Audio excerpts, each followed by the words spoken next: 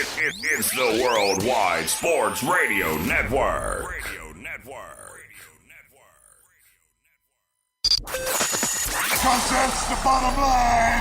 The Stone Cold Simpson. Everybody dies. Because I'm better than you, and you know it. Woo! Yes, man!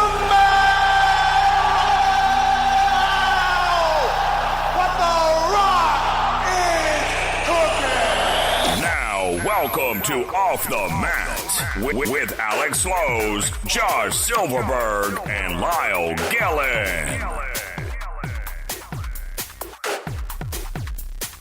Love it, digging it. I'm feeling it, baby. I feel like I'm in a 1980s club. Thanks, Speedy, for that. Love it every time.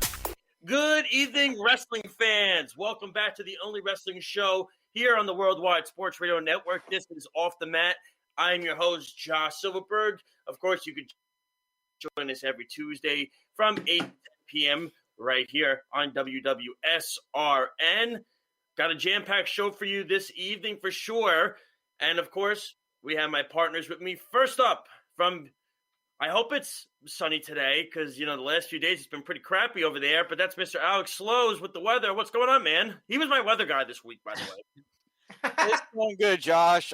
Can't wait to talk about Wrestlemania. We got a lot to get into. We have an action-packed show. Stick with us the whole way through because it's going to be a great one, ladies and gentlemen. And my other partner, I've already taken Advil before this show has started because I know he's going to crap on it, so I'm prepared for it. I have prepped myself for this. I've had his voice in my head the last few days thinking, what is he going to say? There is only one and only. That is Lyle Gillen. What's happening, man? It's going great. And by the way, I've never actually thought about this, but Alex, you have the perfect voice for a weatherman. And I would love for you to just sit there and just try and give us a weather forecast for a 10-day forecast. And we could think about hear you talk because I think you'd be a perfect weatherman. I agree with that. I think I would. Go for it. Go for it. Give us a 10-day forecast. Come on. Well, look at it this way.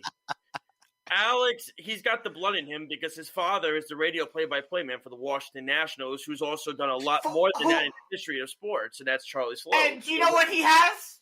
That none of.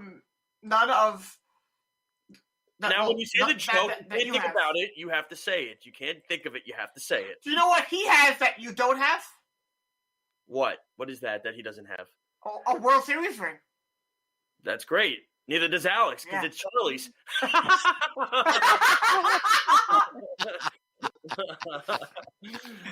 Oh, man. And neither do you, because you don't own one. Hope I don't. But it's okay. We got a jam-packed action show for you guys this week.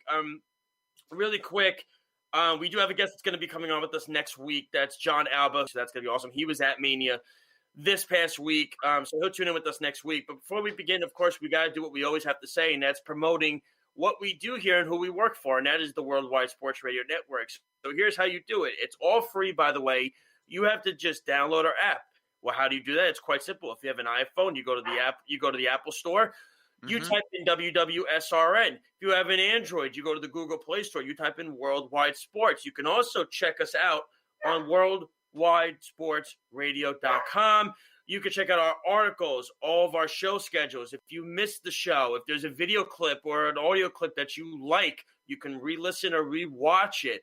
All the different platforms that we have here, all the different show types. So it's not just wrestling, of course. You have all these different sports shows. Of course, with me, with Sports Loud Mess, with myself and our producer, a wonderful producer who I did not get to introduce, Speedy Petey, is, of course, always on the board, always kicking ass. You know how he always is. It's quite simple. That's all you have to do. It's all free. Like I said, it really is something that our network is growing every day. It really is. It's really getting to the point where we are going to be the biggest radio network in the business. We are, and I know we are going to get there. I know you guys feel the same way. Absolutely, yeah. Fact, and it's only going to get bigger and better every single week. We also had a new show debut yesterday, a show that I helped scout. That's Sports Loudmouths. If you didn't check it out, it's on Mondays from 4 to 5 p.m. every Monday. It's awesome. It's funny. It's different. It's a different speed when it comes to talking sports. So that's definitely something you have to check out. Speedy produced it. He told me before the show how much he loved it. He thought it was funny. And, like I said, it's something that, you get creative and everything like that. There's a different way to do different sports shows. You don't have to just do debates. You can always do it in a comedic way, and that's what these guys do. So it's awesome. Check out all the different shows, like I said, Sports Loudmouths, the Sports Hit List, the Wise Guys, the B Show, all these different platforms that we have right here on the network. If I forgot any, I apologize for that. But let's get into it, guys. We have the first hour is pretty much going to be a lot of recapping of WrestleMania. I think we're gonna get to TakeOver. We're going to get into NXT TakeOver. I think we said 9 o'clock. We're gonna get to TakeOver. Am I correct on that? So from 9 to 9:30, we're gonna do a lot of recapping of TakeOver. Alex, what's the rest of the rundown we got tonight? Because it has my memory. After WrestleMania, we have NXT. Then we go to break and then AEW, MLW, and then the finishing move. Beautiful. Love it. So we can't wait. So stick with us the whole rest of the way. As Alex Slow says, you always got to stick with us. That's for sure. And it's going to be something Did he get that from his father? What happened? Did he get that from his father? No, I didn't. No. Oh, I thought it was a great line. That's why. Just because Charlie is his father, Alex wants to go his own path. He wants to do his own thing. The first time I ever met Charlie, really quick story. The first time I ever met him, Charlie said to me was, Alex only has one lane. One lane. That's the wrestling lane. All the other lanes are under construction. They're blocked off. You can't get by. You can't get through. Oh. It's just the wrestling lane, and that's it. And he's very passionate about it, and we're going to get to all of it. And, of course, we have to start with the elephant in the room, and that is WrestleMania 37. Absolutely. While it was definitely not the best WrestleMania, I think we can all sit here and agree that the best part about it was, I think the intro was awesome, and to see the crowd. To see a big crowd like that back again live at Raymond James Stadium. Best part was the outro. Okay, so anyway, there he goes again. We'll be off this. Speedy, you have the right to mute him, right? I just want to make sure. The best part, I thought, was definitely introducing the show the way they did, seeing the wrestlers' faces, seeing the live crowd on the air was awesome. And you see all the emotions from all the people like Rhea Ripley and AJ Styles and Randy Orton and all of them. Just to see that big of a crowd again, it was a nice thing to see. It felt normal again after what happened last year at 36 being in the Performance Center. And really, it wasn't the best Mania. If I had to give it a grade, I would give it probably a C, C minus. That's probably what I would have to give it. There were a couple of good matches that stood out to me, albeit they could have done better. They could have done more. I think why people are saying that this WrestleMania is memorable because it was really when you think about it, it was the first, other than the Super Bowl, which coincidentally was at Raymond James Stadium as well, was really the first big event that this country has gotten to check out and gotten to see. And look at it this way. Look, my father is not a wrestling fan at all.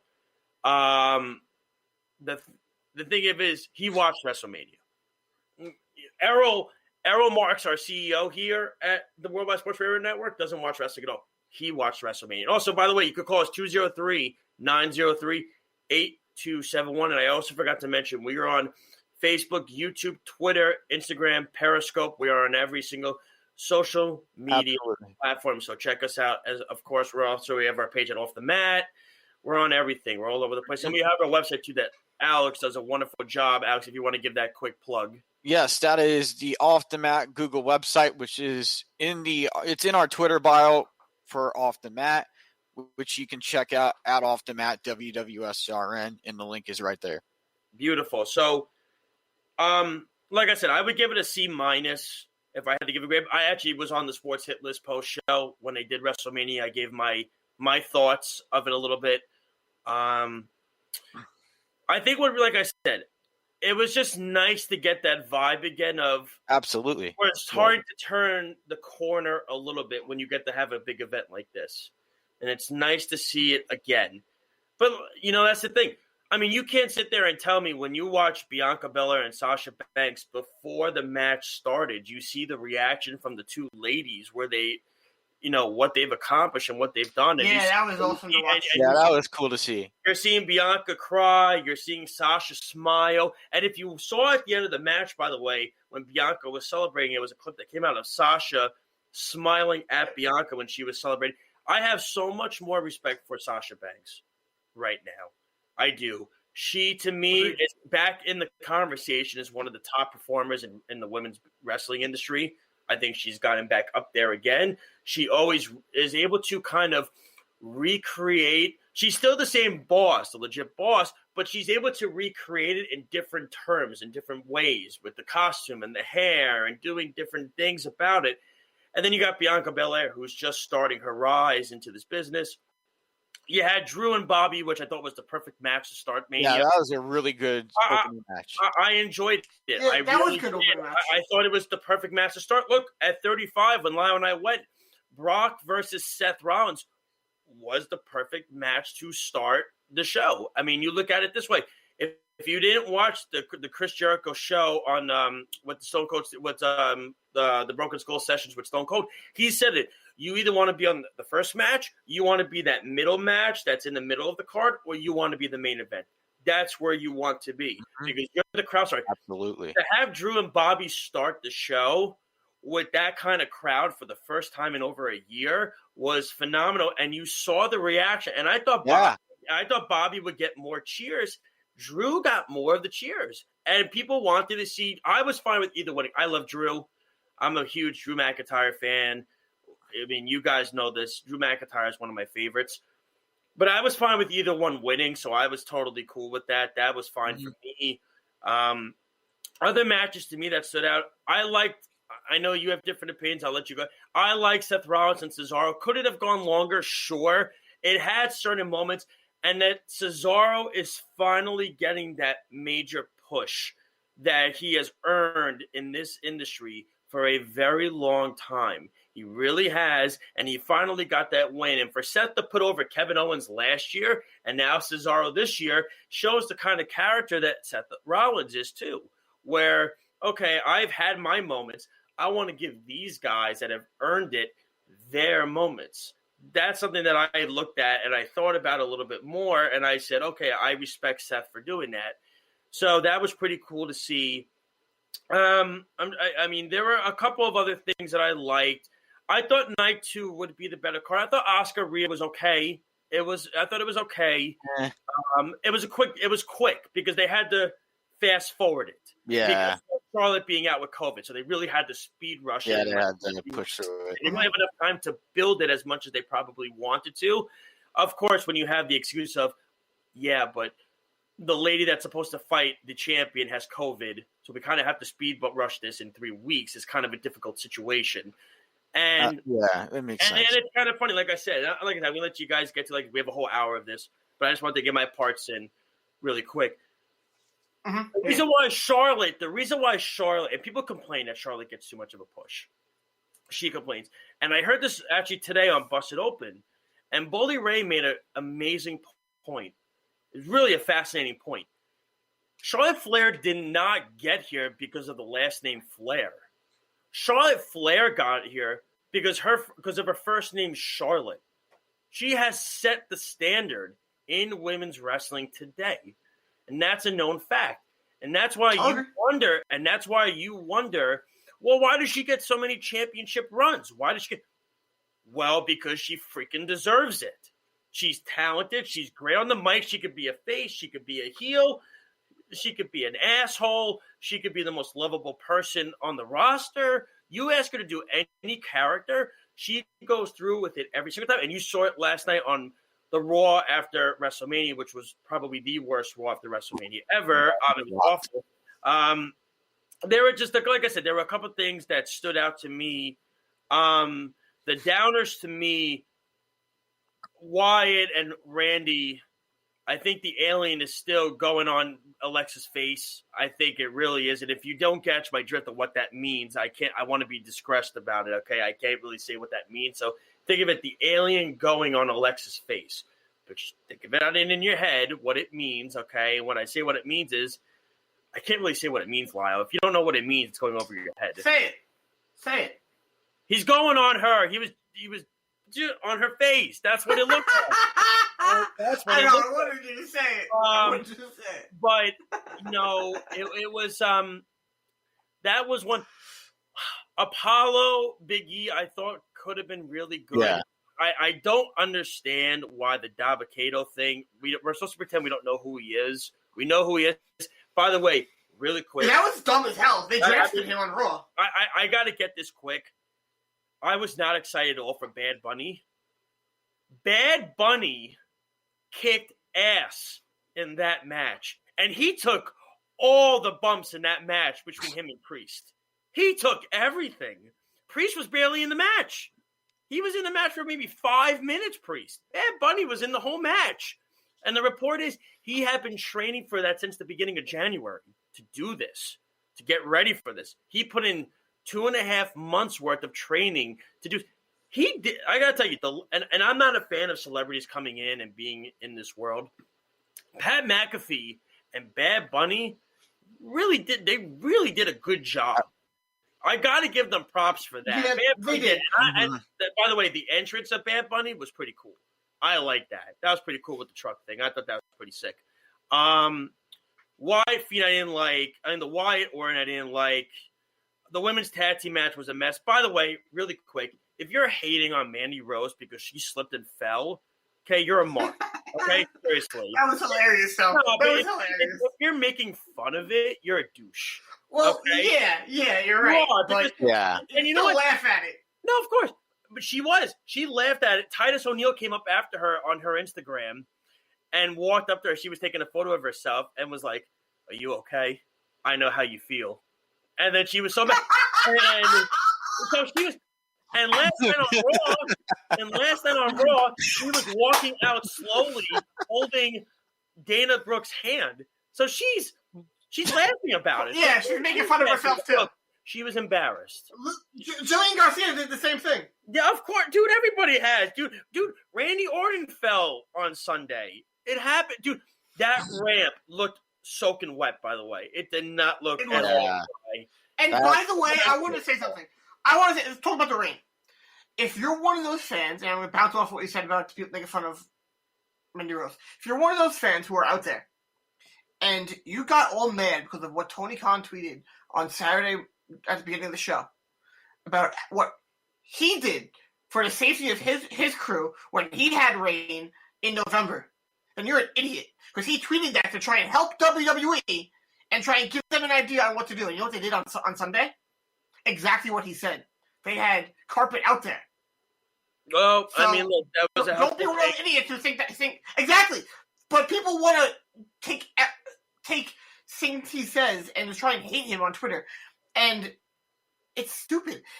He said this in a way to try and give them an idea. If he had Vince's number, he probably would have texted him, but he doesn't. So he tweeted it, and they saw it apparently, and they did his idea, and it worked, and it helped. It helped the staff, and that's what matters. And to me, I thought I really, but that is, listen, I agree. Everybody's trying to be helpful in this business. That's just how it is. It's Twitter. It's a cesspool. Twitter is a cesspool.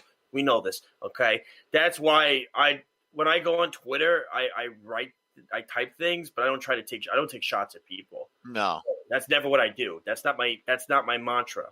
Because if I ever need something, I treat Twitter as a giant joke for the most part, and you know that because that's what it is. Because everyone on there has most people on Twitter, not everybody. I feel that has at the same time, though, I feel like when you're working for something or in the future, if a company sees they want to interview you, they want to see your character. Oh, and yeah, very true. Things. Oh yeah, they're not going to hire you because they're going to say they're going to look up. They're going to go this person, the nutcase. They're going to look at it and they're going to go, You know what I mean? But I thought Zayn Owens could have been better. It was like 5 minutes. I know it was like 5 minute match. Oh, like I said. So there were things that I really liked that they did. I thought, I just say this? I wasn't the biggest fan of Shane Braun.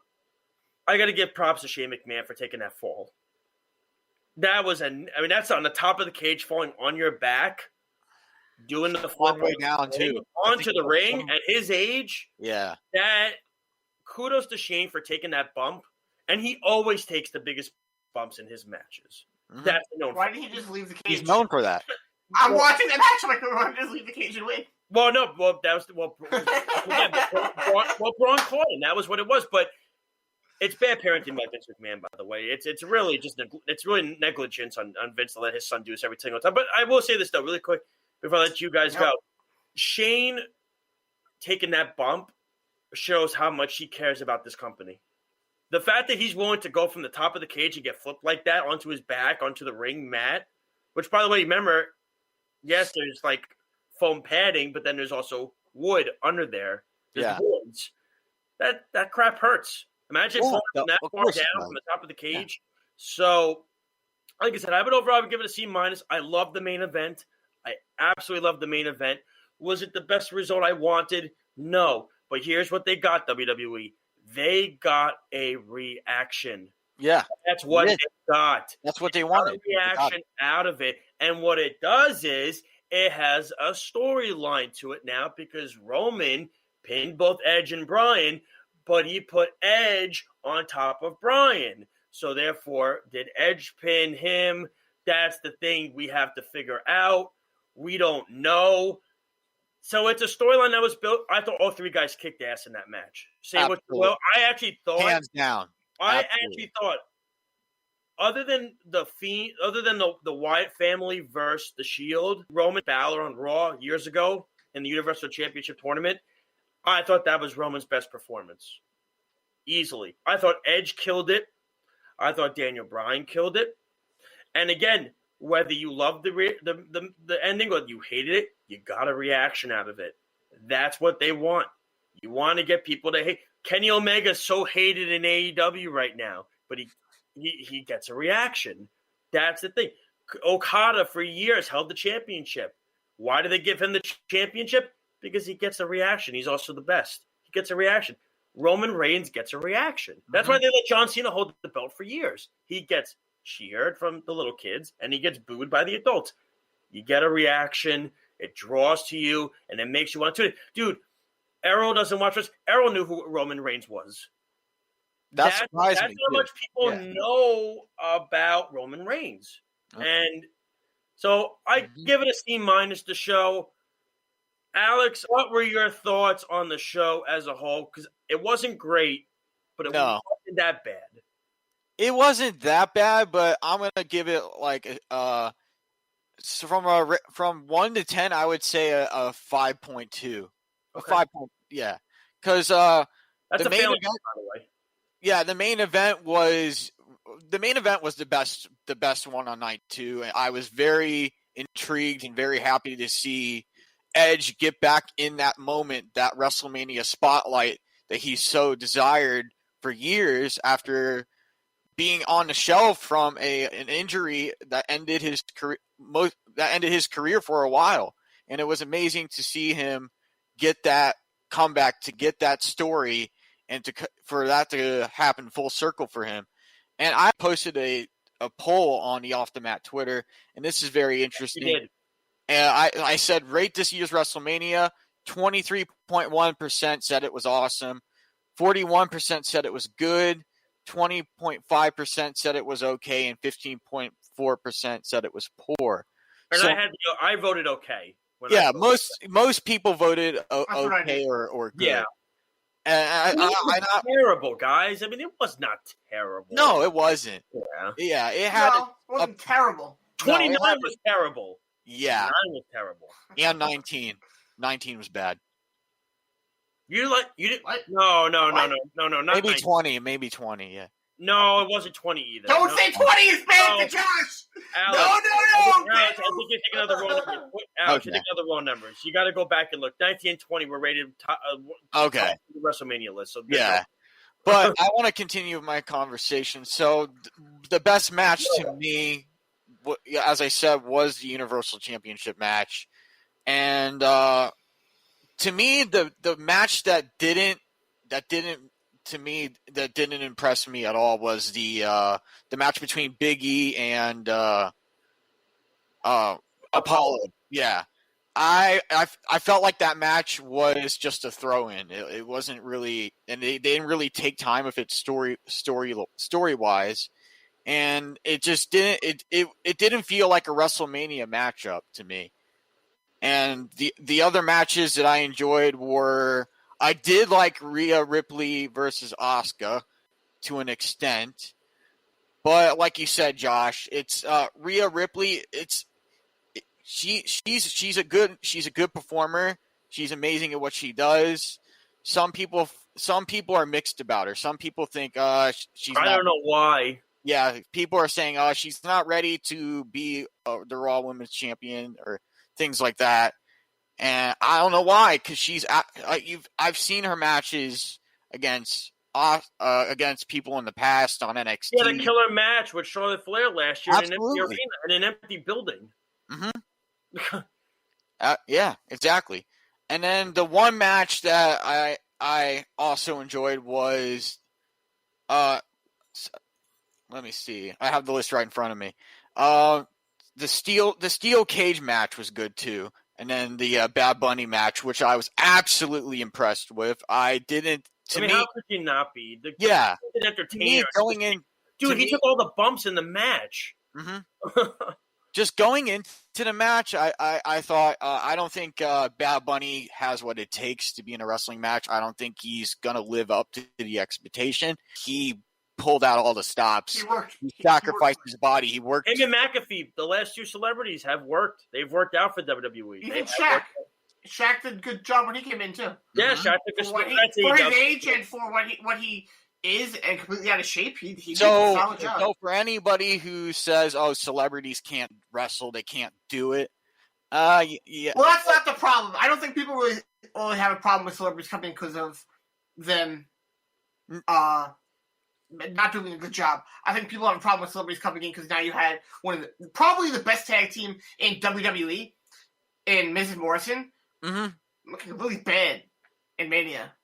Yeah, they lost to somebody who never did this before. Well, it also helps. They made them look like idiots. That's really the problem people have about it. Well, first off, I think The Miz is one of the most overrated talents in wrestling. I will go on air and say that. I can care less. Well, think about this guy. I think overall, the tag team, they're one of the better ones in WWE. And I don't think WWE has a very great tag team division. I think it's pretty poor. But when you have War Machine as kind of jobbers, yeah, you have a pretty bad tag team division. Well, they came back last night. They need to up their tag team division. Yeah, but overall, they have been... There's not enough star power. Love the primetime players, though. Or Street Profits, I love the Street Profits. Well, okay, here's WWE's issue with tag teams. They have this love affair with building them up and breaking them up. Yes. That's what they do. Yeah. But look what they did. I interrupted you. You can finish. Yeah, I was going to say... I lost my train of thought. That happens. But The Fiend versus Randy Orton, that match, it wasn't for me. It wasn't what I expected. I expected a full-out brawl similar to the Inferno match, and it just didn't live up to a WrestleMania expectation. And then the Sami Zayn versus Kevin Owens match, that was good. I'll give Kevin Owens props. Yeah, the Rollins Cesaro was better. Yeah, but you got to at least give Kevin Owens props for all the stuff he did in that match. Oh, of course. Listen, those are four guys that I could trust to put on a good match. That's how I am with that. And then, like you said about Cesaro, seeing Cesaro finally get that moment after all those years, it's about time. It's well deserved, and I'm looking forward to seeing what the future lies ahead for his career and where WWE goes from there with him. Because I'm thankful that Seth Rollins did that. It's giving back in the wrestling business, and he did the right thing by doing that and basically selling to Cesaro and having Cesaro go over that way. For sure. So we do have to take a quick break, but when we come back, Lyle Gillen is going to give his input because he's about to go off, I'm sure. Maybe with what we said, maybe it's making him have thoughts, maybe different thoughts about it, possibly. We never know. I mean, when I went on the sports hit list, I went on to a very negative attitude, but Carl gave me good insight on how to look at things in a different perspective. And I had to sit back because I was so upset when Roman won. And then I had to sit back and I heard what Carl said. And I said, okay. I let it resonate. And I said, I get it now. Mm-hmm. Now I understand why they did it that way. And then I heard it on Busted Open Monday morning too. And I said, now I hear it even more as to why they did it. So there's a certain reason why they did it. So when we come back, Lyle's going to give his thoughts on WrestleMania. We're going to talk more about it. Don't forget, 9 o'clock, we're going to get to NXT TakeOver. What a killer show that was for the 2 days. It was awesome. Loved it. We'll be right back. This is Off the Mat on the Worldwide Sports Radio Network. It's the Worldwide Sports Radio Network. Rest in peace. Welcome. Oh, it's true! It's damn true! Now welcome back to Off the Mat with Alex Slows, Josh Silverberg, and Lyle Gillen. Yes, ladies and gentlemen. A very fast first half hour for sure. It breezed right by. Welcome back to the only wrestling show here on the Worldwide Sports Radio Network. This is Off the Mat, joining you every Tuesday from 8 to 10 p.m. right here on the Worldwide Sports Radio Network. Really quick before Lyle goes, we got a couple of new things. I got my green screen in the back now, so you get to see the nice logo in the back. Alex repping the T-shirt, the Off the Mat T-shirt. Love it. How much did that cost you, Alex? $62, but it was worth. It was worth it. It was worth it. Hey, if you're happy, I'm happy for you. Would you leave him alone? No, I will always bust his chops. I know. Trust me. Well, it's a good thing if I bust your chops, Alex. Don't worry. Yeah, trust me. He busts a lot of people's chops. Sometimes it's good, sometimes it's bad. So it's okay. Usually good. Yeah. So yeah, usually it's bad. So of course I got Lyle Undisputed Era, which no longer exists. They are gone. They're out. I have my Andre the Giant T-shirt on for this. He no longer exists either. Trust me, Andre the Giant will always exist. Okay, absolutely. That's a known fact. All right. So I went. Alex went. It's time for Lyle to go. Yes, sir. Let's see what he thinks. Maybe he has a different perspective. Who knows? I doubt it. I'd be shocked, but we'll see. Go for it. Okay. Now, while we were on break, I took the liberty to open up my phone, and I went to Wikipedia, and I have all the time breakdowns of every single match from WrestleMania 37. Now, Josh and Alex, I want you guys to do me a quick favor right now while I go and do this. And I'm going to ask you questions, and I want you to read me off some times while we do this. Josh, I want you to look up Wrestle Kingdom 15. Okay. And Alex, if you could look up Wrestle Kingdom 14 for me. If like 10 years ago, someone told you at WrestleMania 37, Tyler Black and Claudio were going to be having a match at WrestleMania, would you think that it went 11 minutes? No, you wouldn't. You would expect that match to be a half-hour amazing match. Now, Josh, I want you to tell me at Wrestle Kingdom 15, what is the most matches, how long do they go for?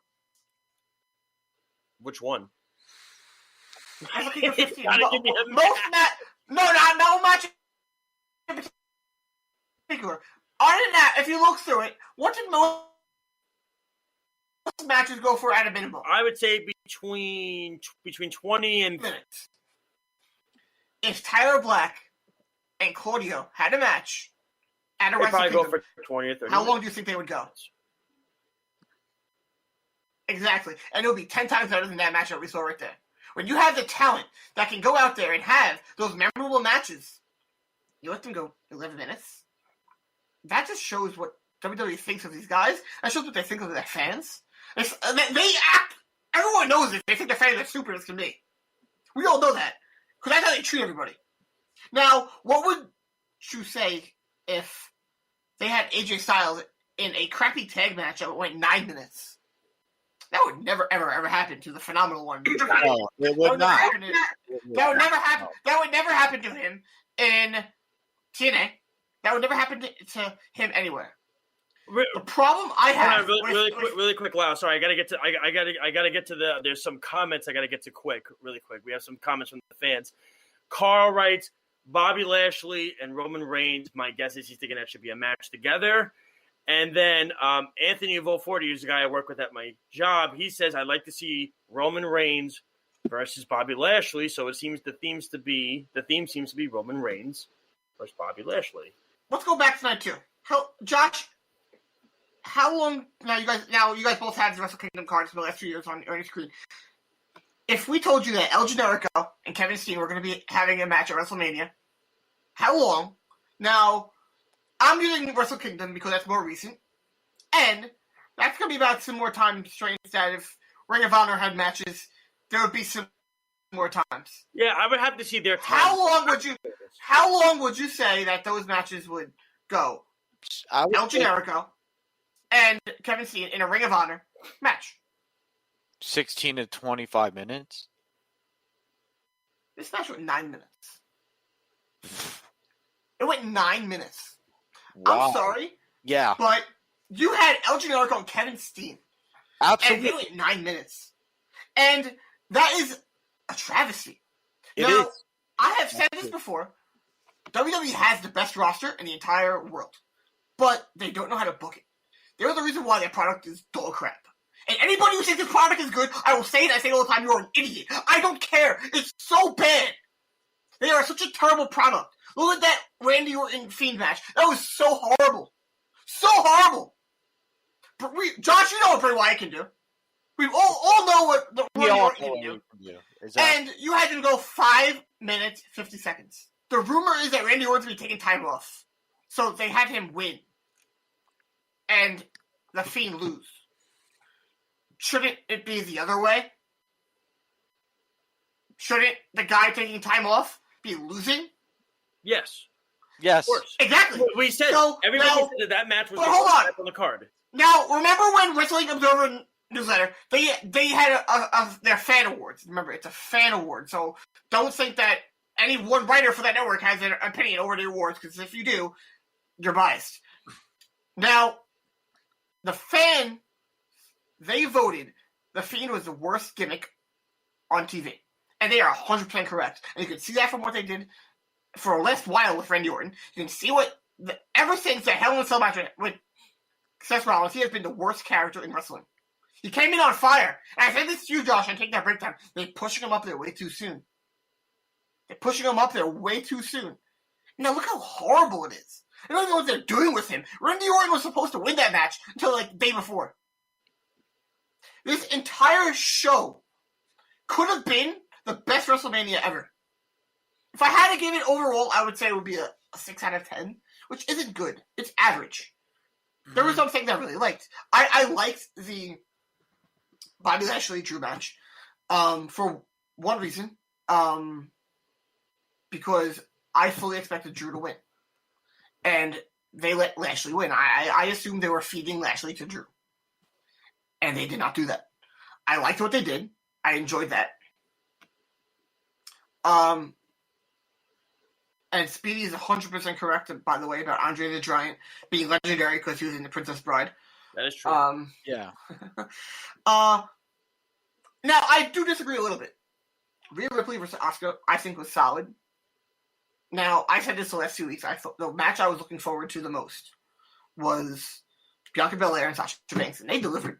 I loved that match. I thought it was great. And Josh, you can remember when I hated Bianca Belair. I like her now. I really do. Sam Roberts insulted her in the same arena from the pre-show. He said she couldn't go. The better night was definitely night 1. Yeah, and then night 2 went to dog shit. It really did. I'm looking at this card right now. Sheamus versus Riddle was 10-minute match. That's a match I forgot to mention. I actually did like that match, though. It was solid for what it was. This is my problem. This is my problem with WWE. They have the ability to have memorable matches from the opener to the end.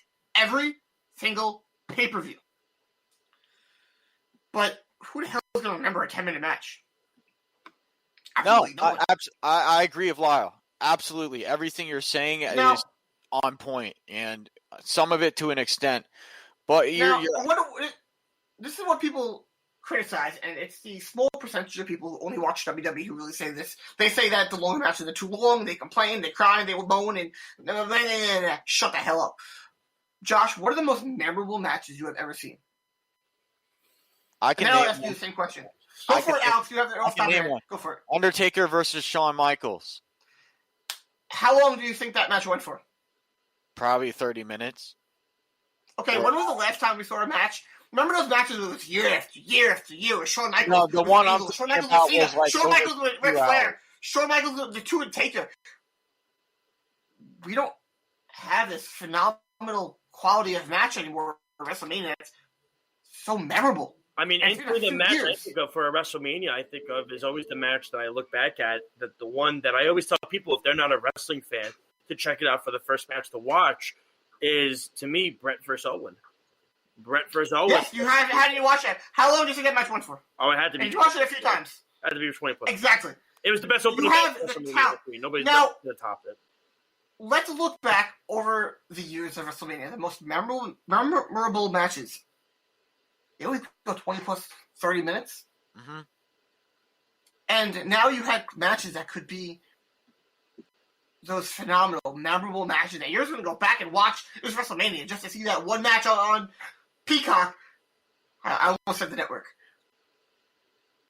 And you gave El Generico and Kevin Steen 9 minutes. Really quick, Anthony also writes back. He says on the comment. He says another match memorable: Hogan versus The Rock. There's another. I one. agree. Yeah, that was. Oh, a it actually was. Yeah, absolutely, hands down. I think if I remember looking at that in the past, that went just under 20 minutes. It's fine though. Yeah, it's a You look at memorable the- match. Yes, but- Everybody, But those are two guys who are not going to have. it's up there. They're not going to. It's up there for one reason, and not because of the two men in the ring. It's because of the people No. outside the ring. Absolutely. That's why that match is so memorable. Mm-hmm. Seeing it on Hulk Hogan's, I think it was Hulk Hogan's DVD. He said if you pause that match and you just watch it, it's not that great. I'm paraphrasing for the most part, but he's right. That's what made that match special, was the crowd. Yeah. I have said this Well, many, it was many also a times. free And for all. Errol, if you were watching, I am sorry to hurt your feelings, but Hulk Hogan is an absolutely terrible professional wrestler. And the only thing he did good was get the crowd. From a wrestling standpoint, he was god-awful. Josh, you can agree with that. I think Alex can agree with that too. And my problem, and it's a big, I think, reflection on the company itself. And I asked this before. Remember, there were a few years in a row you had Shawn Michaels versus Angle. You had Shawn Michaels versus Cena. You had Shawn Michaels versus Ric Flair. You had Shawn Michaels versus Taker. You had all these matches year after year after year. And it wasn't only those guys. Yeah, You had Michael Jericho. You had CM Punk versus Undertaker. You had Seth Triple H Rollins Undertaker. with Triple H. That match was. Yes, you had every year. You had memorable matches. Yes. In the last 3 or 4 years, you haven't had that. No, you You haven't. haven't really had that. Last year, there was another match. I want to say it was And I'm sorry if you're out there and I'm confusing you. I still do call Sami Zayn and Kevin Owens Jericho and Steen because I've watched them for so long, and that's who they are. Yeah. I think they had a match last year too. Jericho, not Steen, and it was versus I want to say it was Daniel Bryan. If I don't remember last year's Mania very much. Which one? But- You said Brian. Hold on. I Brian. remember last year's WrestleMania off the top of my head. Brian Kofi was another one. Mm-hmm. When you want to think memorable, Yes, okay. I'll give you credit for that one. Yep. How long did that go for? off the top of my head, I would think between 15 and 20 minutes, but it was more of the way everything unfolded. What happened in the memory and having it last.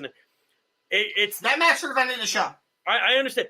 It's not just well, I mean, look, when you have Ronda Rousey, Charlotte Flair, and Becky Lynch in the same ring, I mean, we had we had Kevin Castle on our show last week, and he said the reason why that match ended is because you have the biggest name in women's MMA, wrestling, and Ronda Rousey. You have the most over wrestler right now, men's or women's side of Becky Lynch, and you had the best women's wrestler on the planet in Charlotte Flair. That's why that match ended the show. There's a reason why that. You have those three together. I agree with you. The thing is, it's not just about the match. I get what you're saying. To me, it's not even just about the match. No, it's about what happens also. It's also the fans. It's about what happens after the match, because you look at it this way. Even WrestleMania 10 was Yokozuna versus Bret Hart the best match? No. Well, what was memorable about it was after the match was over was Bret celebrating with the roster, and who comes out to call him out on a championship opportunity? Owen. That's the memory that you want to stick with. You know what I'm saying? Something like it's little creative things like that. But WrestleMania 10 even Seth winning the match, even Seth at 31, with Brock and Roman. Okay, Seth was in the match for maybe 2 or 3 minutes. All right, wasn't that the case? But what do you remember? You remember Seth with the face jumping casting in the Money in the Bank? Yeah, that was the first time that ever happened, though. Barking hysterical. That was the first time that ever happened. You're right. That was the first time someone ever cashed in at WrestleMania. Absolutely. And I'm trying to compare this to years past, and you're compared to years past too. Yes, those matches in the past are memorable. The last couple years, there really aren't many memorable matches. There really aren't. No, they're not. There used to be that match. It's just what it's like with WWE now. The product is terrible. You're right. It's terrible. Absolutely, it's awful. It's awful. And I'm gonna go back to what Chris Jericho said on his show that he had with Steve Austin, which we'll touch more on later. But remember what he said? He was planning his match with Kenny Omega at the Tokyo Dome. And they're planning it out, and he asked Kenny Omega, do we have to run this by anybody? And Kenny was confused and said, no, we just go out there and do it. We all make the show. We all part of it. Let's go out there and do it. And Chris Jericho said that's when he started falling in love with wrestling again. WWE, and you can go back a while ago. And you can remember, it was just such a different product and a different feel to it. Absolutely. And yeah. I think... Go back a couple years. Did they used to give their guys more control in the ring? Is that how that used to be? Is that why it was a more of a memorable product? I think it was certain guys that Vince... I think certain guys that Vince like Rock and Cena at 28. I can guarantee you he gave those two full control. I meant before that. Something had to have happened that changed. Okay. Something happened that changed where Vince stopped letting guys where it started. I think that's you could where it really started tell. falling off. That's where it started. No, I can tell you what it was. I can 100% tell you what it was, and I think this has a part in it. I think one of the reasons, I may be wrong, it could be with what happened in WCW, where they gave out their contracts and they gave out creative control to those guys. Mm-hmm. And what happens when you give out those creative controls to Kevin Nash, Scott Hall, Hollywood Hogan, these guys, Randy Savage? Yeah, they got too big of a head. You're right. That could be they got too big. They got too big. Too political. That could 100% be it. Get things done. That's why he's too scared to do it now. Now, you look back, though, but who is really massively over? I can't think of anybody that's over right now. Nobody. No. Now, Zero. I'm gonna. Now, if Kevin Castle watched this, and I couldn't make it. I think was it last week or the week before? I don't remember. But it was last week. But I'm gonna combat him, or what's the correct word? Well, I'm gonna rebuttal. I'm gonna rebuttal something. I'm gonna rebuttal something he said on Twitter. He said that Kenny Omega is not a draw. And I'm going to rebuttal that when you compare it to the entire industry, Kenny Omega is one of the biggest draws today in professional wrestling. He had the largest selling pay-per-view, non-WWE pay-per-view since 1999. He had Impact, I think, had their highest ever pay-per-view sales, pay-per-view that he headlined. Now, first off, why do people act like New Japan, or Japan in general, is this, like, B-level place for professional wrestling when it's 10 times bigger over there than it is over here? And it's not one person. I mean, this is, like, majority of people in North America who only watch WWE, when you tell them someone got over in Japan, they're like, oh, well, it's Japan, it's not North America. Okay. They treat it like a real sport over there. Okada is their LeBron James. That's literally how big he is over there. He's so big over there that he carried the Olympic torch. Mm-hmm. If that happened here, that would be LeBron. That would be someone of that scale. You're telling me that because someone got over in Japan, they're not as big in a wrestling industry? No, that's a huge thing. Wrestling is so much more bigger over there than it is over here. You can go over there, they come over here and have the highest pay-per-view sales for a non-WWE show since 1999. Where 1999, what was the biggest non-WWE show, Josh? And that it was WCW. WCW. And what was their weekly ratings even in 1999? It was millions. It was millions. And they had the highest pay-per-view sales since then? And you're telling me that's not a draw? They had such high pay-per-view sales that their pay-per-view went off the air during the main event between Goldberg and DDP, and that's where the downfall started. Halloween Havoc? Oh, God. I remember watching it, and I went, what just happened? But that was... I remember Eric Bischoff, he was talking about that on one of his documentaries. He said they forgot to tell the networks that they were going to be going over their time. I don't know how you forget that, but I understand. But, yeah, I agree with Lyle. This is my point. Now... who in WWE can make that big of an impact? I'm going to tell you right now, I think if Roman Reigns went to Impact, went to AEW, went to New Japan, he wouldn't have that big of an impact. He wouldn't, because you want to know the one reason why? Because he won't be Roman Reigns. No, he wouldn't have that name. He'd have a totally different name. Totally different character. I do like his badass character, though. I do. However, and I said this back then on Takedown Breakdown, I wanted him to come back as Joe Anoa'i and do the same gimmick. That would have been better and more fitting for the gimmick than Roman Reigns, because that's not a Samoan name. Joe Anoa'i would have been a better fit. It's a more respectable name in the industry because of the last name. It has had more of a big factor, but WWE didn't do it for one reason. They can't trademark his name. They can't trademark that, and he can't go somewhere else. That's why John Cena, he can go to AEW and still be called John Cena because his actual name is John Cena. Mm-hmm. It's just WWE is their own thing, and you want to sit there and say no one will ever become as big as WWE. You're 100% correct. Yeah. For one reason, it's because they have the mainstream name. No one will ever be as big as them. No. No one will ever be as big as WWE, because WWE is they see themselves as the king of the wrestling industry. That's how they see themselves. Their problem is that they don't listen to their guys, and they don't recognize what they need to do to change things. They don't listen to their talent. Their talent is extremely experienced. They can go out there and have a 30-minute match, and it can be memorable as can be. But you know what? Vince has his little pet peeves about professional wrestling. You can't even call it professional wrestling. You can't say hospital. No, you're right. You're right. It's not listening to talent, not listening to fans, just not listening to anybody in general, and not thinking outside the box to be creative. I don't agree with the fans part, because most fans don't understand. No, they don't. You're right, to an extent. So most fans don't really get it. The talent is there. They know what to do. Mm-hmm. You can look at Chris Jericho. He left WWE, and he's still just as big because he's doing what he knows what to do. Because he knows what that Kevin Owens, Kevin Steen, or El Generico, or Sami Zayn, they can't go out there and have a 30-minute match where they know what the hell they're doing? Well, this even goes back to, they can. I mean, this even goes. We got to go to break in a second, but but I want to finish on that. Yeah, go off what to me, if Vince gave Sami Zayn and Kevin Owens some control in that match, I bet you, I kid you not, that match would be a 5-star match. 100%. Absolutely. But same thing with Claudio Tyler Black.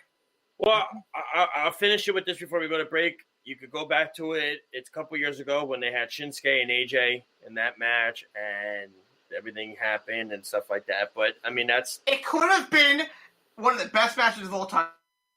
Yep, And they put too much control into it. That is the prime example of what I'm saying. And by the way, I want to say one more time, if you are out there calling other companies WWE Light, go look at this pay-per-view. It's literally Ring of Honor / TNA Light. Really quick, and now we're going to break. He says there are fans of wrestling, and then there are fans of wrestling. So I'm guessing he's talking about... No, there are fans of wrestling, and then there are fans of WWE who are sports entertainment fans. There are a major difference. I said it before. WWE is not professional wrestling. WWE is sports entertainment. The difference is that they don't make their company a professional wrestling company. They don't treat it like professional wrestling. So go look at all the companies out there, New Japan, AEW, Ring of Honor. Those are wrestling companies. They focus on wrestling. All right, so we gotta go to more story. So we're going to do a quick break. When we come back, I think all three of us can agree on this.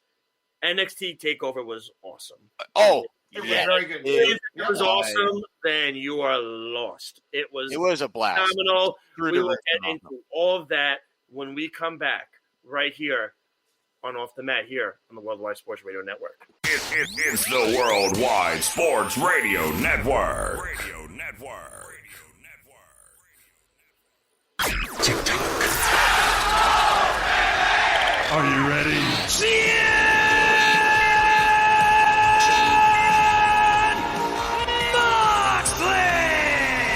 Now welcome back to Off the Mat with Alex Slows, Josh Silverberg, and Lyle Gillen. Yes. Ladies and gentlemen, we are back here on Off the Mat here on the Worldwide Sports Radio Network. 203-903-8271 is the number to reach us at. Trust me, it's a great show so far. It's really speeding by. So we've done our WrestleMania recap.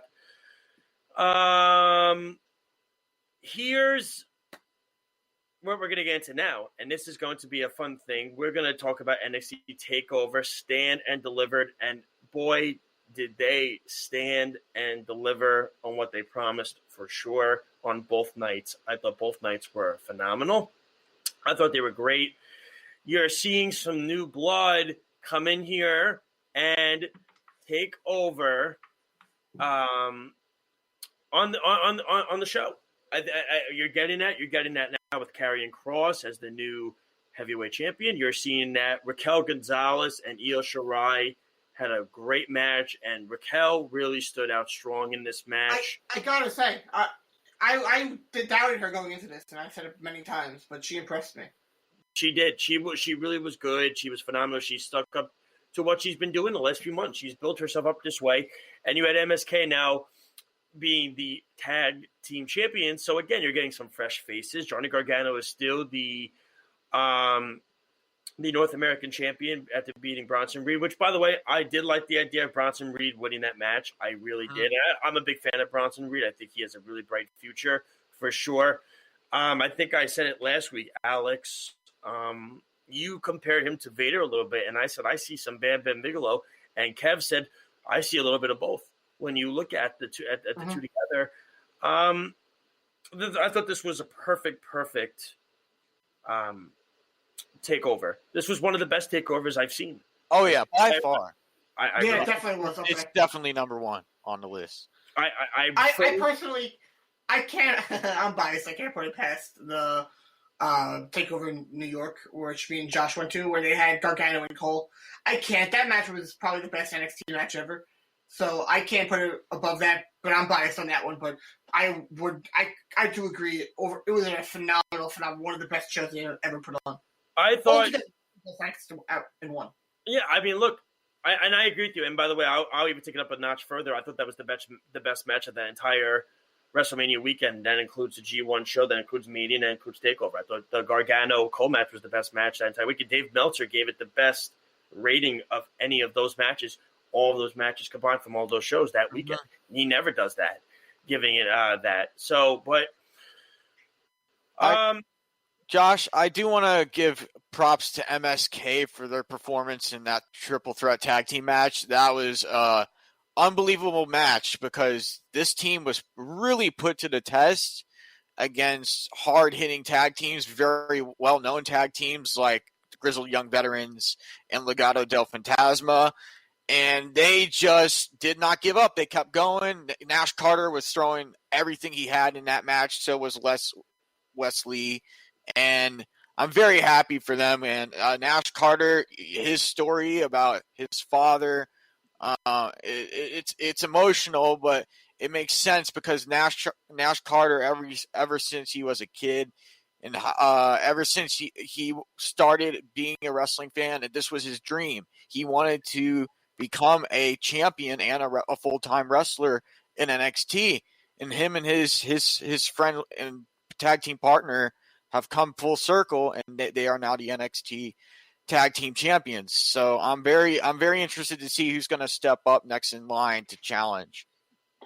Really quick, I want to get to the comments. This is from Snugcat. Speedy, you're going to have to get in here for a second because this involves you. It's pretty funny, actually. So, Speedy, you want to come on for a second? Whenever you want. Okay. He said, I once saw Speedy do the shooting star press to finish. I'm guessing he wrote Earl, but I think he meant Errol in a match. It was epic. Is that a true story? I don't know what the shooting star thing is that you're referring to, Snug, but I'm sure I've done whatever you're referring to on occasion, and yeah, we'll go with that. Thank you, Speedy. I appreciate that. I just had to get you involved in that because your name was dropped. So I had. Thank you, Snug. Thanks for listening. But I agree with Alex. Really quick, going back to TakeOver. Always got to give a shout to Speedy P. Man, does so much work for the network. He really does. Does a great job. MSK winning, I thought, was the right decision. I want to see the rivalry between them and the Grizzly Young Vets. I think we are going. Yes, please. I want to get the Grizzly Young Vets win. It has to happen. I want Grizzly Young Vets. Give them the belt. Well, I will say this. I thought it was something that was really good. I'm excited for it. I think it's something that's going to be – they are trying to recreate their tag team division, which was once their stronghold. Mm-hmm. And a lot of those tag teams have gone and called up, and they're trying to replenish, as they say. Yeah, they're trying to put in fresh faces. Yeah, exactly. That's exactly what they're trying to do. And bringing in MSK. As of late, they've done a very good job. They have, and you have Imperium there now. They've taken over some of the even Breezango going back to NXT was an awesome decision, I thought. I want your guys' opinion on this.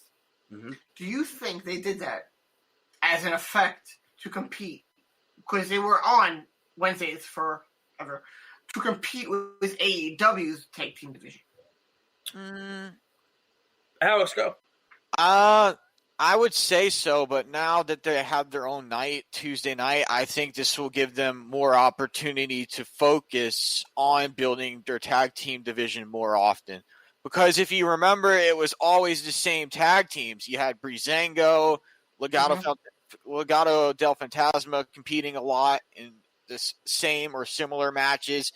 And then you had Undisputed Era thrown into there a little bit. So I like that they are changing things, trying to make things better and make things stronger for the yellow brand. Now, one thing that, based off that reforming their tag division, they had the Dusty Cup. And majority of people on Twitter were getting tired of watching it because every episode was very tag team heavy. So I find it very odd that they're trying so hard to redo their entire tag team division. They just did a tag team tour not too long ago. It didn't get over very well.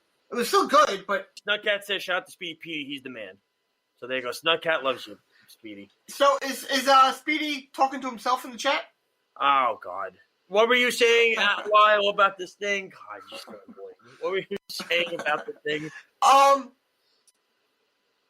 want your guys' opinion on what is different between how they were doing it this time and how they tried to do the Dusty Cup and it didn't get over for really rebuilding the tag division.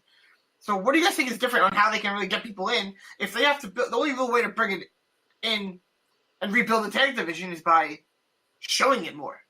Mm-hmm. Giving tag teams more opportunities creatively and physically in matches to build themselves up.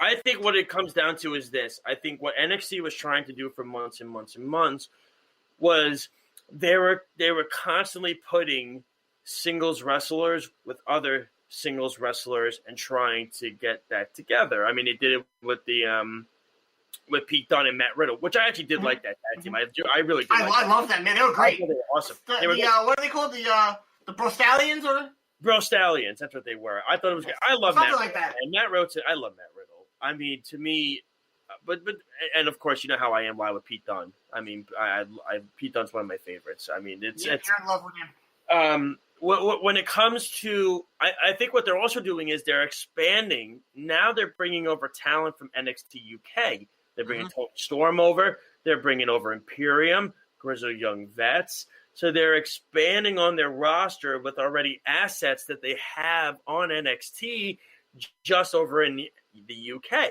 So now what they're able to do is to take that talent, showcase it more on the American channel, and let those fans get acclimated with what they're doing, because you saw it again in the Dusty, you saw Champa and Timothy Thatcher, right? They're put together randomly. It's a random tag team. It's, I didn't mind it. I thought it was interesting. I thought it was good. Sometimes it works, and sometimes it looks a little like, what's going on here? What are we doing? You guys will be surprised. I love the Champa and Thatcher tag team, by the way. I love you that. will be surprised by this. What do you think the rating was for this match on MSN? On what? Just going off your head, what do you think? What was the rating on? What'd you say? The MSK triple threat tag. Oh, the rating. No idea. It was. What do you mean, like star? Do you mean star? Stars. Is it now? It's just by Meltzer? Oh, This is by MSN Sport. By MSN. No, you always gotta go by Meltzer, man. Well, what do you think Meltzer it was? or a cage match. Yes, I agree. Yeah, true. What do you think what is that? A 5 stars, Alex? they gave it 4 stars. It's nice. That's a nice rating. Yeah, it is. That's fair. Because you also That's don't fair. forget Fair rating. there was a third tag team. Legado del Fantasma was in that match too. So let's not forget that.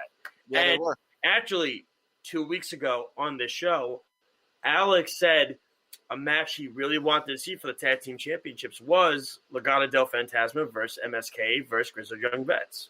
And they gave it to He him. wanted to see that, and they gave it to him, and he was happy So, about what it. did you think about your gift, Alex?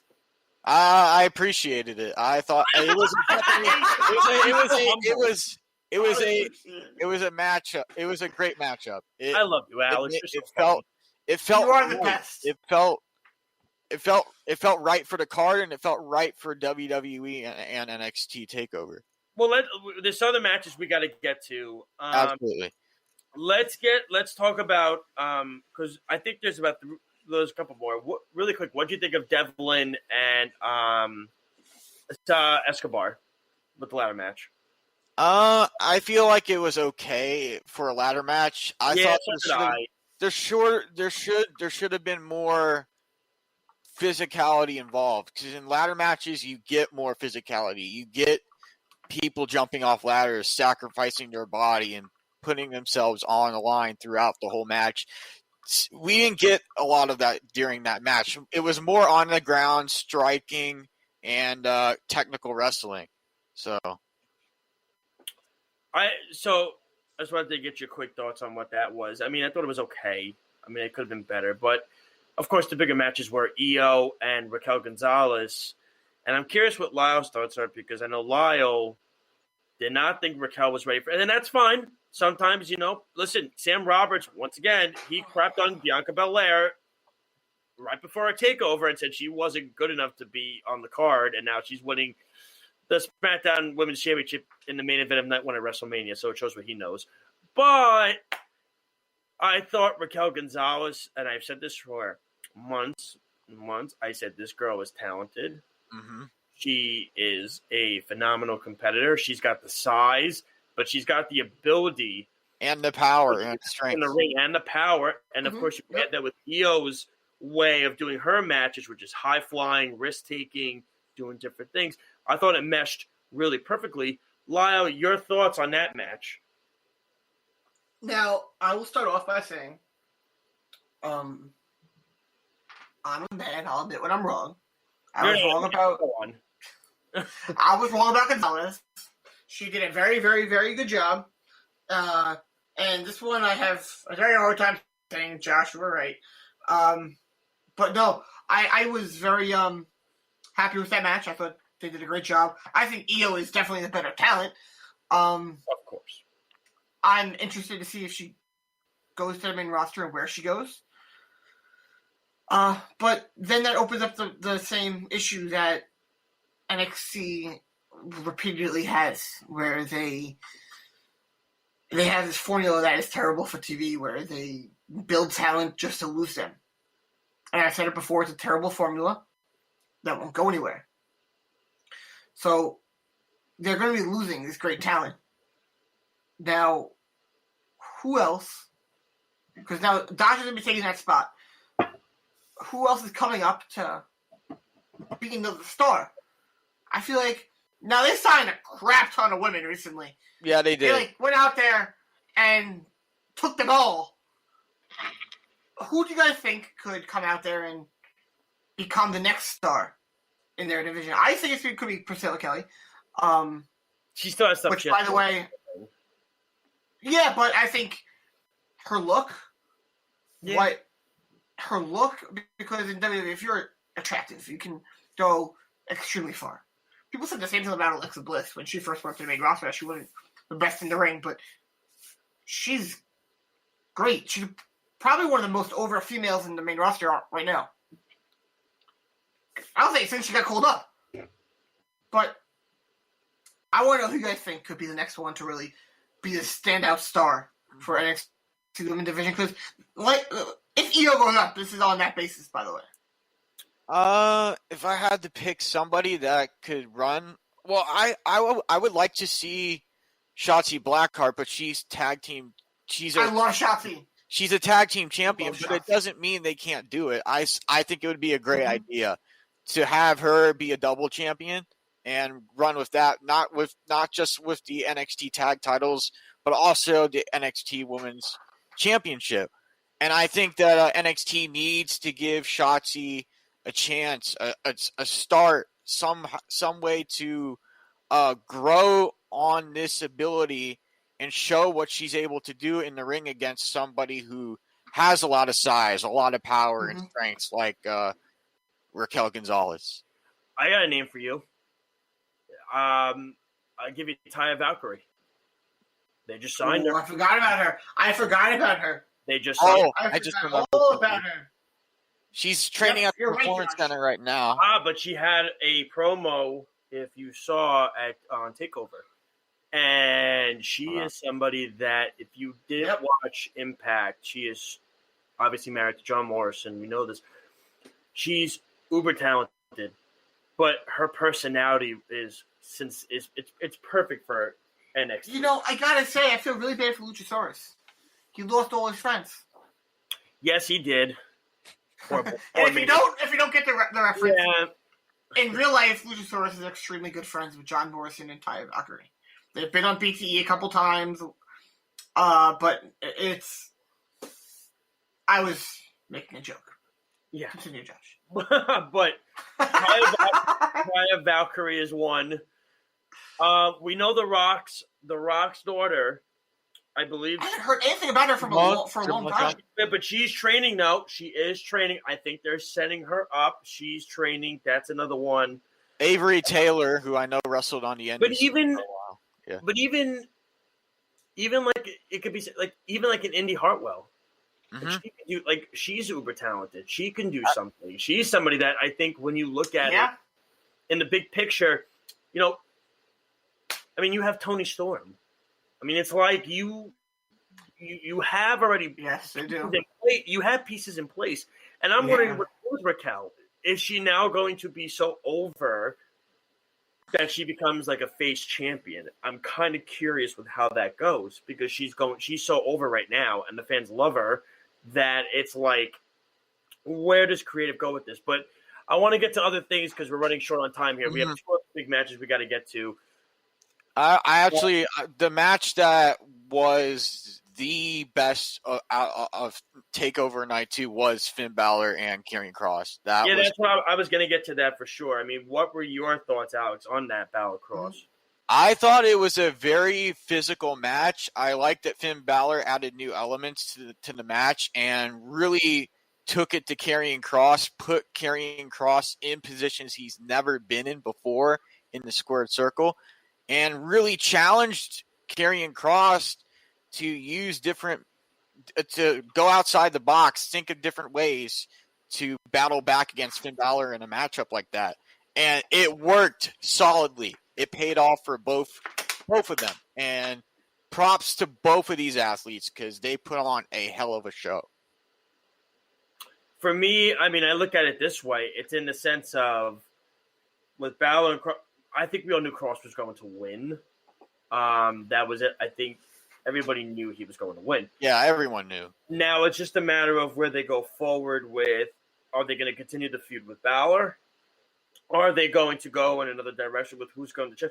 I'm curious in the future who's going to beat Kross. That's who I'm more I'm wondering that too. I can tell you right now, Kyle O'Reilly is getting a rocket strapped to his back. Yeah. Time to go. Oh, yeah. This is what you wanted. You've been wanting this for a while. You're no longer in Red Dragon anymore. That's done. That's over with. It's over. The Undisputed Era is done. It's time to go get it. I'm wondering if a guy like Bronson Reed is another one to look at. That would be good. Do you think that Cole goes up to the main roster now? Yes, I do. I think he's going to take time off. How do you think that's going to work out? With Cole, NXT does not have a good track record. Because he's kind of small, though. What will Vince do with that? He has a track record of taking guys from NXT and not doing the right thing with them. I don't think he will mess it up. No, I don't think so either. He's messed up on the stuff that's been shocking. I agree. I think he's got such accolades already. And I mean, look, when Shawn Michaels won the championship, was Shawn Michaels the biggest guy in the company? I mean, look, he wasn't. Diesel. That was unprecedented at the time. Yeah, I mean, look, you had Psycho Sid, Diesel, Ahmed Johnson, Undertaker, all these main big superstars out there already. But then you had guys like Bret Hart and Shawn Michaels who weren't the biggest of guys main eventing matches. So I think when you see it in that way, it's almost like, you look at the history that what he's done. You can't mess about him, Cole, especially when you go back to a live crowd because he's going to be so over. It's like, look at Daniel Bryan, okay? Daniel Bryan, is he the biggest guy? No, but the crowd was so over with him that Vince said, okay, all right, I can't do Batista versus Orton. It's clearly not going to work at 30. The crowd's not going to like it. Well, Batista I agree with you, Josh. There's so many routes they could go with Kross. You got people like Isaiah Swerve Scott. You got Bronson Reed. You got Kyle O'Reilly. You got Roderick Strong. You got so many people that you could mix into be the next challenger to face Karrion Kross for the NXT I'm going to say my opinion. I'm not the biggest fan of Isaiah Swerve Scott, but that's because I think his gimmick is not set up for longevity. I agree. I hate it when they do that to guys. I hated No Way Jose because that was a gimmick that was a terrible, terrible gimmick because it wasn't set up for longevity. At least Austin Aries beat him at TakeOver. Exactly. At least anybody beat him. What a big a douchebag he is. But here's the thing. No Way Jose was very talented. He doesn't have an actual gimmick, and he probably would have went somewhere. So that's the thing that I hate sometimes about I'll say all wrestling promotions, actually. I'm not going to just single out WWE on this one. They give guys who are talented a gimmick that they can't go anywhere with. Yeah. I think he's guilty of this more than anybody else, but yeah, go for it, Alex. You're right about Isaiah Swerve Scott, though. His gimmick, it doesn't get a crowd reaction. It doesn't get enough attention. It needs to be something that's going to grab the audience and pull them in. If a story or a gimmick is not doing that and living up to expectations, it's not going to work. Now, what's his name? He's from Evolve. Curse Stallion, that's his name. He's a guy I think could become a major name in NXT. He's You know extremely who we never talented. thought of? You know who we never said? LA Knight. Yeah. We did not. I don't like the name. I don't like the name. either. I hate the name. Oh, no, the I name is, hate the name. listen, the name is awful, but you can. But here's the thing. You can't but deny here's the the thing. talent of Eli Drake. If the name is terrible, that's part of the whole gimmick and everything. You have a terrible name. You're restricting everything. I mean, they couldn't. I don't know why you just could. Why? I probably maybe. And if I said reason I said before, is it his real name? Well, maybe it was just because maybe it was. Look, why couldn't Cody use Cody Rhodes for the longest time? It was copyrighted. Rhodes was copyrighted by WWE. Mm-hmm. You know, so it's almost like if maybe Impact or NWA trademarked Eli Drake, he can't use Eli Drake. And it's just the way it is. It's a business. It's the way it is. Yeah, it's a business thing. Impact, I know, it came out after the Matt Hardy thing. They had in all their contracts that the talent owned the names. And that's why Matt Hardy was able to win, I believe, if I remember correctly, the rights to the Broken Universe because he was the one who created it. I think off the top of my head, WWE is really the only one that trademarked everybody's names. Alex might be able to know more about this one part than me, but in the indie scene, I don't think there's any other companies really that do that.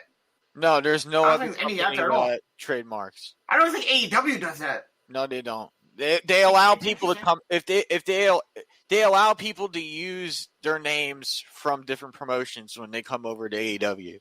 That's what I'm thinking. All right, guys. Well, we will leave it at that because we have to go to break. But when we come back, we still got one more half hour left of the show. We are going to get into AEW, and we're going to get into all of what has gone down this week and everything of AEW. We'll get to that. We'll do a little MLW, and then we will get into our finishing move. And then that's a wrap on the WrestleMania episode of Off the Mat. We'll be right back here on the Worldwide Sports Radio Network. It's the Worldwide Sports Radio Network. This is the worst town I've ever been in. No!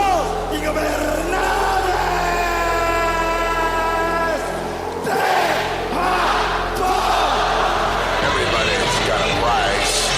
The champ is here! Now welcome back to Off the Mat with Alex Slows, Josh Silverberg, and Lyle Gillen. Yes, ladies and gentlemen, welcome back to the last half of the only wrestling show here on the Worldwide Sports Radio Network. This is Off the Mat. I'm Josh Silverberg, of course, with Alex Slows and Lyle Gillen. And when you're done listening and watching us, if you recorded it tonight was NXT's debut. Tuesday night debut. I've heard some Go mixed check things. it out. I've heard from our guest on next week, John Alba, that it hasn't been the greatest show. So hopefully when I watch it, I completely disagree with him. So I'm not. I don't spoil things. I've just seen on Twitter and I recorded. I'm going to go back and watch it. It looks phenomenal. Just saying, and I think this is going to put a big sigh of relief on NXT and both AEW because now instead of trying to outwork one another, they can focus on just their shows and their product. I agree. It's the best for both parties. Really quick, here's how you can listen to us and other shows here. You download our app. What do? If you have an iPhone, you go to the Apple Store, you type in WWSRN. If you have an Android, you go to the Google Play Store, you type in Worldwide Sports. Download the app. It is free. You can check out our articles, our show schedules, all the good stuff that we have going on in the network. Also check out worldwidesportsradio.com. Everything is awesome. It's great. It's one of the best websites out there. I'm telling you, you guys and girls are going to enjoy it. Facebook, Twitter, Instagram, YouTube, Periscope, you name it, we are on it. Of course, if you also like to call into the show, 203-903-8271, 203-903-8271. If you don't want to call in, you can always just message us. I will get back to your comments on the Facebook comment section. Of course, we always want to hear from you, the fans. You also have our Twitters. Speed, if you want to put our Twitters also on the ticker, if you can, please. There's our Twitters right there, right off the mat, WWSRN. And you can personally tweet us at ShowSlows, at LyleOTM, and at Josh Silverberg. It's that simple. It's awesome, and it's easy. We want to hear you. We want to engage with you. That's how good everything is. And, of course, Alex has the website, which I will let him plug right now since he did create it. So go for it, Alex. Yep, it's the Off the Mat WWSRN website that is in our Twitter bio at Off the Mat WWSRN on Twitter. And the link is right there. Feel free to check it out. We have a lot on our website, including a contact page. Also, we have a show archive. We also have a show and pay-per-view listing. So feel free to check those things out. And yes, and of course, I believe we also have a guest list as well, if I'm not mistaken. Yes, Alex, there is a guest list. John Alba, who is going to be joining us next week here on Off the Mat. He's going to recap everything WrestleMania, NXT, AEW, all of that he's going to talk about with us. A lot going on. Let's get into AEW because we really haven't had a chance to get into it tonight because it's been basically mostly WWE and NXT, rightfully so. They deserve the praise. It is their biggest show of the year. And you can make the case it's the biggest show in the wrestling business. But AEW is here. So now we just had Wrestle Kingdom. That's done. WrestleMania. That's done. Now the next big show coming up on the wrestling platform is Double or Nothing for AEW because that's their biggest show. Yep. So when we look at it, a lot going on this past week. I'll let Lyle go first in this one. What stood out to you the most with what happened with AEW this week? I thought overall it was a solid show. The one thing I liked is they didn't go out of their way to try and have a phenomenal card to try and draw viewers away from TakeOver. They just continued with their path with what they were trying to do. The one thing that really I wanted to talk about was, and a lot of people, they didn't talk highly of it and didn't like it and didn't get the proper reaction on Twitter, was the Young Bucks turn. Now, I want to stop and talk about a few points of that entire turn. One, I got to give Josh credit again. You said that you thought they were full of crap last time because of what reason? They didn't want to do this. They were skeptical. They were hesitant. And remember when, I think it was the week before, when Matt and Kenny were in the ring, he wouldn't put this up, right? Mm-hmm. And they walked out. And then what happened at the end of the match when they turned? What happened? Say it. Kenny went like this, put it up. Instead, Matt goes no and gives him a hug. He still hasn't given it to him. No, he hasn't, because I keep saying it. He is not. They do not want to do this because they don't. This is going to lead to a rivalry. Really quick. People are saying that this is a heel turn. It's not a heel turn to Swerve. It's going to be Good Brothers versus Young Bucks at Double or Nothing. And if you look back, even the Revolution, when they had the match with Kenny Omega and Hangman Page, which people want to say the Young Bucks and Kenny Omega are terrible at telling stories and terrible in ring psychology. They're 100% wrong. And this is a great example. Do you remember when Matt Jackson took the it was a piece of the tape from Kenny's shoulder. He went to go choke him out, and he couldn't do it. Mm-hmm. He stopped himself. Yes. They did the same thing in this match with Kenny again. So I just love that little bit of storytelling where they're going at it, having a great match, and it comes down to it, and they just couldn't do it to Kenny. But then it gets you wondering all over again. Are they actually turning heel? Or is it a Swerve? Because they still didn't put up too sweet. Yeah, they still didn't put up too sweet. And if they were really on his side now, wouldn't they have done it? Of course. It's a no-brainer. So I really enjoyed how they did that. I thought it was great. Also, I'm so happy to see Chris Statlander back. Yeah, Josh knows how great I think she is. Yes. I'm a big fan of hers, and I like the new character, what they're doing. I like the new character. They've kind of updated it a little bit. They've upgraded, I should say, with her. Because you know me, I didn't like the whole alien gimmick. I thought it was silly. It was childish. Well, she's still doing that. She's still doing it, but she's doing it in a kind of a different aspect of it with the way the colors are. And now she's with the best friends and Orange Cassidy, so she's in kind of a group now. So it seems to be. Yeah. It's better than her being. And one one criticism of AEW since Revolution, and I will agree to an extent, and it hasn't been the same quality show. It's definitely gone down a little bit. I think I honestly don't know why. I think they are going to be doing Moxley Omega again at Double or Nothing. I think that's where it's heading. I think that we're going to be able to see some great build up until May 5th. I think that we are going to see great build up to Double or Nothing. Because AEW does a phenomenal job building up to their pay-per-views. But no, hey, I'm very excited to see what they're going to do for Double or Nothing because I'm going and I'm hyped. I can't wait. It's going to be great. You should meet up with Alex. Alex should go with you to That's like a 3-hour drive away. No, not for me. 5 hours. Florida. What's that? 5 hours. Even worse. Oh, come on, Alex. You could. Also, AEW had an ad during NXT tonight. Yeah. That's interesting. Interesting. And then, okay. Well, you know what Very really... interesting. I'm going to say, Josh, you know what really got me interested for this week's AEW Dynamite was Best Friends interrupting the Death Triangle. Because they said we should be next in line for a title opportunity, a tag team title opportunity for the AEW World.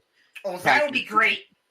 So I want to see Death Triangle and Best Friends go at it. And whoever wins that will probably eventually go on to face the Young Bucks for their title after they do the storyline with the Good Brothers. I'm just trying to figure out. Maybe one of you guys can help me out with this. Mm-hmm. What's Penta doing? Penta is he doing the? He's kind of on Cody still. Like what? I think they're pushing him. No, I think they're pushing him to face Cody. Again? No, I think they're pushing him. I think they're pushing him to be a singles guy. Ooh, yeah, ooh, really quick. How about the Sting promo with Archer and Roberts? Oh, that was awesome. That was a great promo. Roberts and Archer now, huh? That shocked me. Maybe do Sting. Maybe Sting and Archer do a little program together, and maybe that happens, right? I mean, yeah. That would be. I would honestly love to see Archer. I don't know. That really interested me a lot. But also, I want to say JD Drake versus Darby Allin was a great match. Ty Conti has really done a phenomenal job as of late. She has done a great job. I'd love to see her get the belt from Gia and go on her own run and see what she can do. I'm very high on her right now. Alex? And then the Inner Circle, their promo was great. I enjoyed that, hearing what Jericho had to say, and really just ripping at MJF, like really just tearing at the foundation of the Pinnacle. And then after that, Jericho was being interviewed by Alex Marvez backstage, and he got cheap shotted from MJF from behind. The Pinnacle beat the crap out of Jericho, dragged him out on the stage, tossed him in the ring, stomped on him. And then who do you think came out? Mike Tyson, because it looks like what they're going to do, Alex and Lyle, is what they're going to do is that Blood and Guts is what they're going to do. They're going to have, obviously, Blanchard's going to be on the outside. Yeah, and Tyson's going to be in the Inner Circle. Tyson will be with the Inner Circle. Yeah, that's what they're going to have. I didn't think about that. That's interesting. Yeah, because Tyson and Jericho, when AEW started, they were in a feud. Jericho and Tyson did not like each other. And now that Tyson came out to help Jericho and save Jericho, they've basically made amends. So I'm very interested to see what Tyson's part of this is going to be. For sure. So I want to say one thing. When they announced Tyson, a lot of people thought it was petty. It was them trying to steal people away from TakeOver. And I want to let everyone know who thought that that's not the case. Tyson was intended to be a surprise. But TNT, after Sting came out and surprise, told Tony Khan that they're not allowed to do that anymore. They're not allowed to have big surprises like that. No. That's why Paul White was announced on Twitter. Well, why can't they do that? Because TNT wanted the rating grab. Oh, my God. So that's why they told them they can't do it anymore. But they said they want the ratings. It's stupid. But I hate that. and you know what? Just let it be a surprise. Mike Tyson was supposed to be a surprise, in my opinion.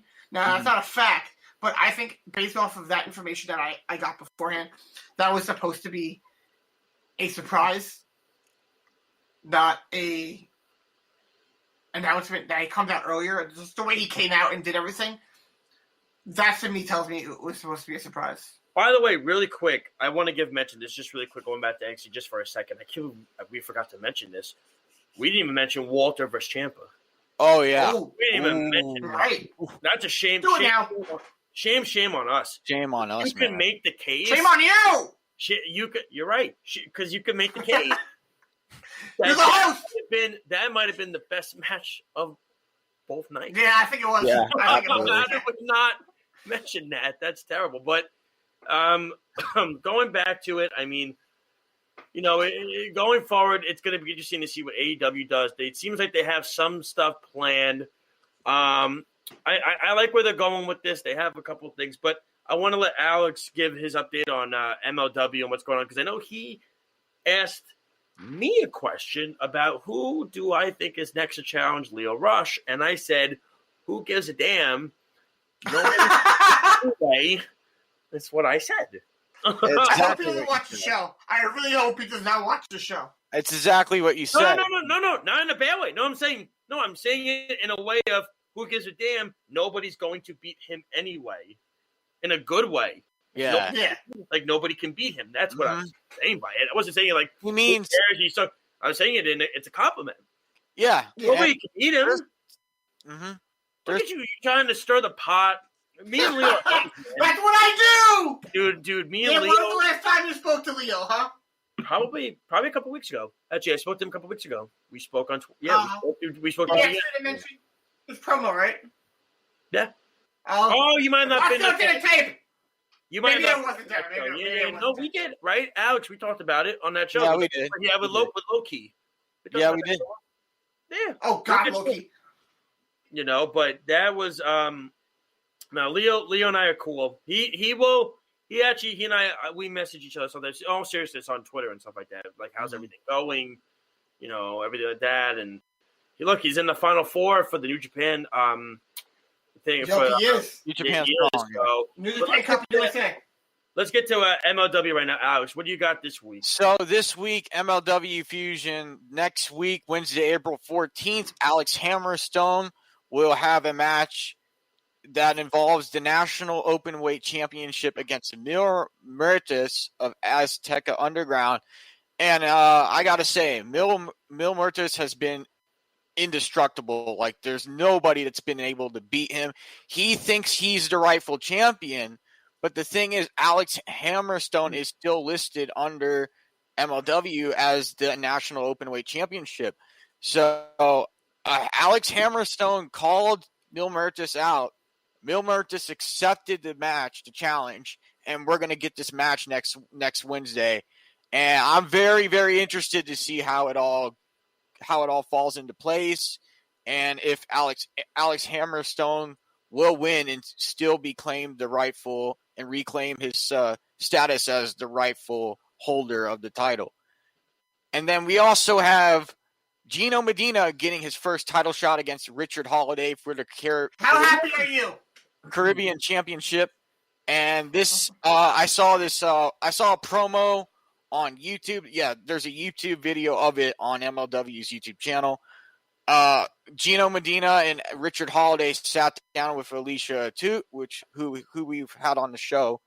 And it was a good interview. And Medina and Richard Holiday were poking fun of each other, going back and forth. This is a personal match for Gino Medina, because he's trying to prove to everybody and the world, and also the MLW universe, that he is somebody who can rise to star status as a luchador. And I'm very interested to see what he's capable of against Richard Holiday. I haven't seen Richard Holiday perform yet, so I'm very curious to see how he backs up what he says in the ring against Gino Medina. And these are two 2 5-star main event matches that I'm looking forward to. The MLW looks like it's going to be top notch next Wednesday. Be on the lookout for that. It'll be on YouTube Wednesday night, 7 p.m. Eastern time, and it will be on the MLW YouTube channel.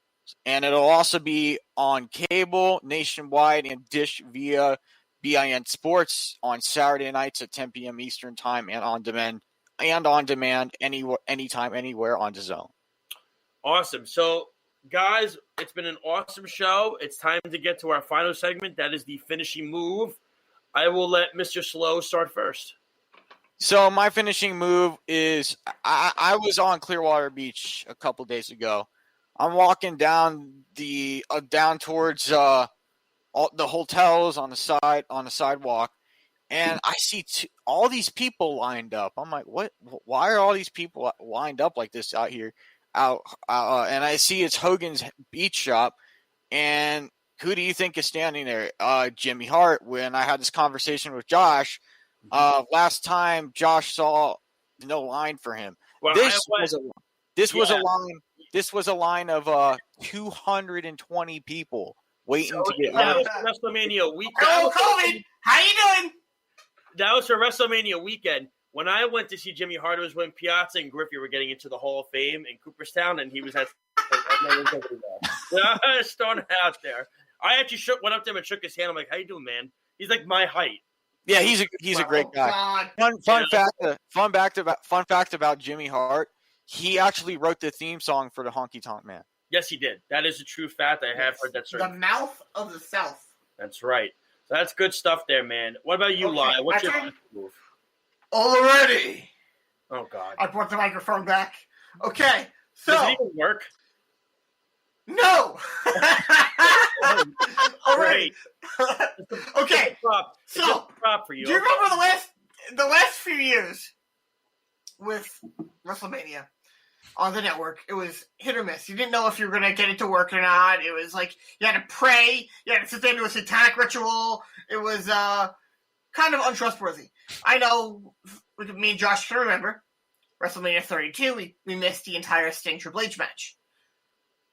31. That was 31. 31 that was, okay.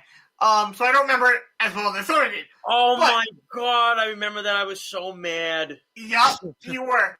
Oh. And I found it hysterical, by the way. I never. So, okay, now here's my question. So, okay, we're going to talk about Peacock. They had their first big alone show. So, Alex, I want your opinion. How do you think the Big Cock performed on the big stage for the first time? See, I told you he'd laugh. I think they sucked. I think they did terrible. So you thought the Big Cock sucked? Mm-hmm. You did. Oh, you mean Peacock? Would you watch the Big Cock again? Peacock. I'm thinking about Peacock, dude. I'm thinking about the program that, having WrestleMania on Peacock is about. Oh, okay. He got now it. I got you. He got He it. did, yeah. Yeah, he did. I told you he would. My fishing move is this. It's very simple. It was great to see the fans again. It was great to see the fans. I agree, yep. Everybody shut off the energy. We've seen the fans in AEW, but they only have, like even Jericho said it, we've had 100, 200, 300 people. You're talking 25,000 people. By the way, WrestleMania. It was like 45,000, I think. It did, but they said 25. By the way, WrestleMania needs to go to 2 nights. They did? Yeah, they said it was 25,000. Maybe that's why they said 45,000. There were cardboard cutouts too, so maybe that's why it might have looked deceiving. Maybe. No, I have a report. It was 45,000. Maybe they compared how many tickets they were going to be selling total. But then it'll be 50,000. Yeah. But then it'll be 50,000 then. So that report needs to do their math right then. Damn it. They need to. They need to go to 2 nights. I'm just going to say that WrestleMania needs to do 2 nights. No more one night, fit it in for 7 or 8 hours. None of that. It can't do it. Go 2 nights like Wrestle Kingdom does. It's it's the way they need to go about it. It works. That way, you're not sitting there for 8 hours and the show's dragging and all that stuff. that's one thing. 2, go check out the Broken Skull Sessions with Chris Jericho. Check it out. Great, fantastic show. When Lau told me it was already posted in the morning, which, by the way, usually when they debut something and it's the day of, they will post it the morning of when it's supposed to debut. So they did that. I watched it before Mania. It was awesome. Go check it out. It was a great watch. It was everything about it was phenomenal. No pun intended. And it was great. So that's it for our show tonight, guys. Listen, it was awesome. We're going to have John Alba again on our show next week. Same time. It's going to be a great conversation. On Tuesday. Don't forget, download our app, all right? Here's what you do. If you have an iPhone, you go to the Apple Store, you type in WWSRN. If you have an Android, you go to the Google Play Store, you type in Worldwide Sports, okay? You just click install. It's all free. Show schedule, clips. If you missed the show, if there's a show you loved and you want to re-listen to it again.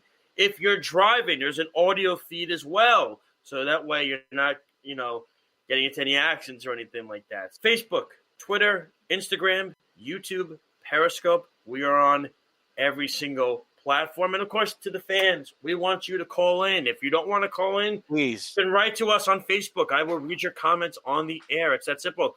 You can check out on the ticker below how you can reach out to us on Off the Mat WWSRN. And you see our personal account at Show Slows, at Lyle OTM, and at Josh Silverberg. It's that simple. If there's something maybe we missed that you want to talk about, we will gladly discuss it. And again, we want to thank you, of course, to all the listeners and followers of our show. So that's it for us. For Alex Lowe's, for Lyle Good, I'm Josh Silverberg. This has been Off the Mat on the Worldwide Sports Radio Network. And as always, Kenny Omega has the last word. What do you have to say, Kenny?